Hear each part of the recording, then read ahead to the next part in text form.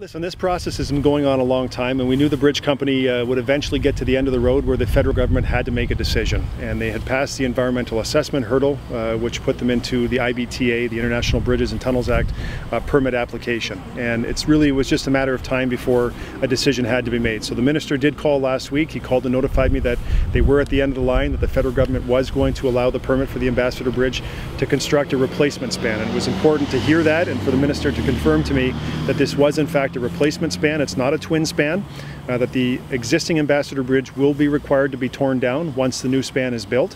And then there are a whole set of conditions that were attached to the permit given to the Ambassador Bridge that our legal team is now going through to fully understand what the impact is to Sandwich Town and to the City of Windsor.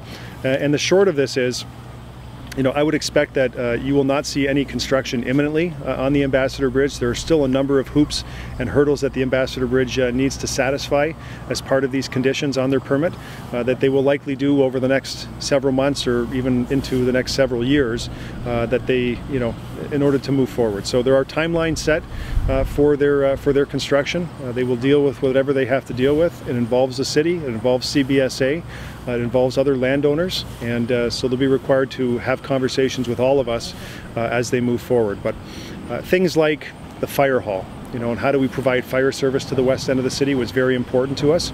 Part of the conditions in their permit is that they must work in a defined area to build a new fire hall for the City of Windsor. So that's good news for people on the west side that they'll be getting enhanced service through the relocation of that fire hall. Clearly, the ongoing litigation that we've had over many years with the Ambassador Bridge, we're still unsure what the path will be with respect to that, whether we'll bifurcate the proceedings, whether we'll continue with the proceedings or just abandon them altogether. We need to understand the defined area and what homes that were included in the bylaw assessments that we issued to the Ambassador Bridge are part of the zone included by the federal government. So it's broader than just Indian Road.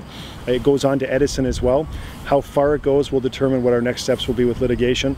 We also have issues with respect to parkland, the future of certain parks in the City of Windsor, how they interconnect with Sandwich Town, and the ongoing viability of Sandwich Town. So there are municipal roads that will need to be built by the Ambassador Bridge, maintained by the Ambassador Bridge, to make sure that people aren't landlocked and blocked on the west side of Windsor, that the flow can still continue, that the university can still continue with their normal operations.